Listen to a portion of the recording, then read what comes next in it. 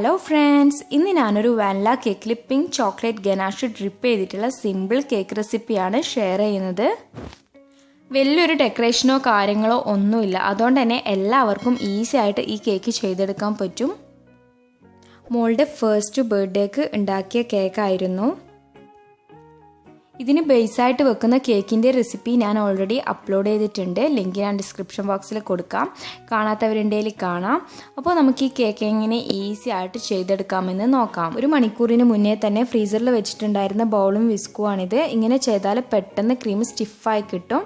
ഇനി അതിലോട്ട് ഒരു കപ്പ് ഫിയോന വിപ്പിംഗ് ക്രീം ഇട്ട് കൊടുത്തിട്ട് നന്നായി ബീറ്റ് ചെയ്തെടുത്തിട്ടുണ്ട്. ബീറ്റ് ചെയ്ത് വന്നാൽ അതിലേക്ക് 6 ഡ്രോപ്സ് കളർ സ്പ്ലാഷിൻ്റെ പിങ്ക് കളർ ആഡ് ചെയ്ത് കൊടുക്കുക. എന്നിട്ട് ഒന്നുകൂടി ബീറ്റ് ചെയ്തെടുക്കുക. ബൗളും വിസ്കും ഫ്രീസറിൽ വെക്കുന്ന ആ ഒരു ടൈമിൽ തന്നെ വിപ്പിംഗ് ക്രീം പുറത്തെടുത്ത് വെക്കണം. ക്രീം കുറച്ച് മെൽറ്റ് ആവാൻ വേണ്ടിയിട്ടാണ്. കളറ് കുറവായതിനാൽ 2 ഡ്രോപ്സ് കൂടി ഒറ്റിച്ചു കൊടുത്തിട്ടുണ്ട്. എന്നിട്ട് ഒന്നുകൂടി ബീറ്റ് ചെയ്തെടുത്തിട്ടുണ്ട്. നല്ല സ്റ്റിഫായിട്ടുള്ള ക്രീമായി കിട്ടിയിട്ടുണ്ട്. ഈ ഒരു ക്രീം ബീറ്റ് ചെയ്തെടുക്കുന്ന ആ ഒരു ടൈമിൽ തന്നെ ഞാൻ കേക്കൊക്കെ ലെയേഴ്സായി കട്ട് ചെയ്ത് വെച്ചിട്ടുണ്ടായിരുന്നു. ഷുഗർ സിറപ്പൊക്കെ റെഡിയാക്കി വെച്ചിട്ടുണ്ടായിരുന്നു. ടേൺ ടേബിളിന് മുകളിൽ ബോർഡ് വെച്ചിട്ട് കുറച്ച് ക്രീം സ്പ്രെഡ് ചെയ്ത് കൊടുത്തിട്ടുണ്ട്. കേക്കിൻ്റെ ഏറ്റവും മുകളിലുള്ള ലെയർ ഫസ്റ്റ് ലെയറായിട്ട് വെച്ച് കൊടുക്കുക.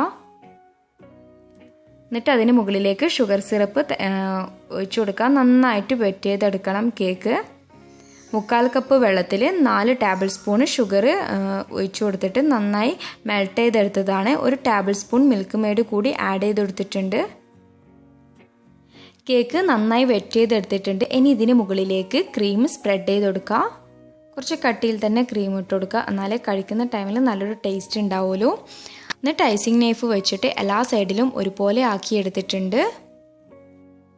1/4 കപ്പിൽ കുറവായിട്ട് ഡാർക്ക് ചോക്ലേറ്റ് എടുത്തിട്ട് അതിൽ 1 ടേബിൾ സ്പൂൺ പാൽ വെച്ചിട്ട് പാനിലിട്ടൊന്ന് മെൽറ്റ് ചെയ്തെടുത്തതാണ്. അത് കേക്കിന് മുകളിലേക്ക് 2 ടേബിൾ സ്പൂൺ ഒഴിച്ചു കൊടുത്തിട്ടുണ്ട്. എന്നിട്ട് ഐസിങ് നൈഫ് വെച്ചിട്ട് എല്ലാ സൈഡിലും ഒരുപോലെ ആക്കിയെടുത്തിട്ടുണ്ട്. അതിന് മുകളിലേക്ക് സെക്കൻഡ് ലെയർ വെച്ച് കൊടുത്തിട്ടുണ്ട്.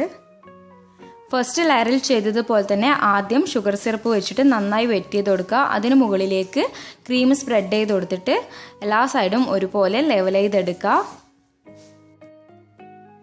ചോക്ലേറ്റ് സിറപ്പ് ശരിക്കും ഓപ്ഷണലാണ്, വേണമെന്നില്ല. കയ്യിലുണ്ടെങ്കിൽ ആക്കിയാൽ നല്ലൊരു ടേസ്റ്റ് ആയിരിക്കും കേക്ക് ഉണ്ടാവുക. ഡാർക്ക് ചോക്ലേറ്റ് ഇല്ലെങ്കിൽ വൈറ്റ് ചോക്ലേറ്റ് ആക്കിയാലും മതി. സെക്കൻഡ് ലെയറും ഫസ്റ്റ് ലെയർ ചെയ്തതുപോലെ തന്നെ ചെയ്തെടുത്തിട്ടുണ്ട്. ഇനി ലാസ്റ്റ് ലെയർ വെച്ച് കൊടുക്കുക. കേക്കിൻ്റെ ഏറ്റവും താഴെയുള്ള ലെയറാണ് ഞാൻ ഏറ്റവും മുകളിൽ വെച്ച് കൊടുത്തിട്ടുള്ളത്. അപ്പോൾ ക്രീമൊക്കെ സ്പ്രെഡ് ചെയ്ത് കൊടുക്കാൻ ഈസി ആയിരിക്കും.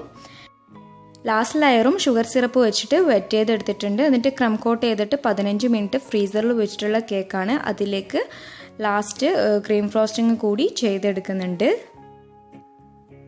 കുറച്ച് കട്ടിയിൽ തന്നെ ക്രീം അപ്ലൈ ചെയ്ത് കൊടുക്കുക.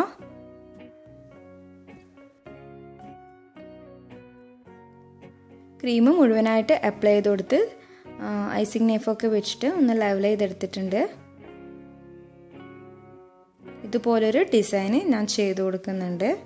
കയ്യിലുണ്ടെങ്കിൽ ചെയ്ത് കൊടുത്താൽ മതി. കേക്കിന് ഒരു 15 മിനിറ്റ് ഫ്രീസറിൽ വെക്കാം. കേക്ക് ഇപ്പോൾ റെഡി ആയിട്ടുണ്ട്. ഇനി ഇതിന് മുകളിലേക്ക് ഒഴിക്കേണ്ട ഗനാഷ് തയ്യാറാക്കണം.